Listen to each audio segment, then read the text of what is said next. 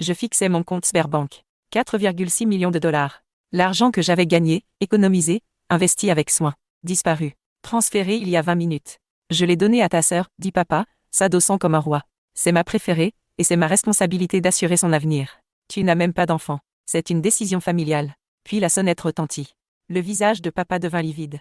Il me regarda comme s'il se souvenait soudain que j'étais bien plus que la fille silencieuse. L'homme à la porte portait un costume bleu marine, son insigne brillant. Monsieur Pierce, vous êtes notifié. La main de papa trembla en déchirant l'enveloppe. Injonction d'urgence. Gel des avoirs. Enquête en cours. Transfert de fonds illégal. Il leva les yeux vers moi comme un enfant pris en train de voler. Tu? Non, je levai la main. J'espère qu'elle profitera de l'avenir que tu lui as acheté, parce que le tien vient de devenir très compliqué. C'était moi qui avais déposé la plainte. Il y a des heures. Chaque document qu'il avait falsifié, j'en avais une copie. Chaque retrait qu'il avait fait en mon nom, tracé et horodaté. Des années à apprendre comment le pouvoir fonctionnait en silence pendant qu'ils riaient tous. Ma sœur appela à 8h13. Qu'est-ce que tu as fait? Papa panique. La maison est sous examen. Son entreprise est gelée. Je la laissai parler. Pleurer. Mentir. Je vous donne une semaine pour tout me rendre. Jusqu'au dernier centime. Et si on refuse? Cracha-t-elle.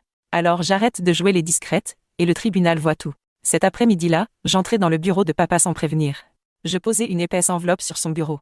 Documentation complète prouvant que son nom avait été retiré en tant que fiduciaire il y a 2 ans. Il n'avait aucune autorité. Ce n'est plus seulement une affaire de famille, lui dis-je. C'est une affaire fédérale. Tu n'oserais pas, c'est déjà fait. Il ne m'avait pas seulement trahi. Il avait commis une fraude. En soirée, Dominion Equity faisait l'objet d'un audit immédiat. Les appels commencèrent. Son avocat, son comptable, des amis de la famille qui m'avaient autrefois qualifié d'invisible. Maintenant, ils voulaient tous parler. Ma sœur m'envoya un texto, on ne voulait pas que ça aille aussi loin. S'il te plaît, arrête. Je vais tout rendre. Mais ce n'était jamais seulement une question d'argent. C'était pour toutes les fois où il riait pendant que je restais silencieuse. Toutes les fois où il portait un toast à son succès avec l'argent que j'avais gagné. Toutes les fois où on me rappelait que j'étais inférieure. Je tapais seulement 2 mots. Trop tard. À la fin de la semaine, les 4,6 millions étaient gelés. La fiducie familiale suspendue. La procuration de papa formellement révoquée par le tribunal. Une semaine plus tard, je me tenais sur scène lors d'un gala de leadership féminin, dans la même salle de banquet où ils avaient organisé la fête de remise de diplôme de ma sœur, celle à laquelle je n'avais pas été invitée. Ma mère était assise au dernier rang, pâle et tremblante. Papa était en liberté sous caution, dépouillé de ses accréditations.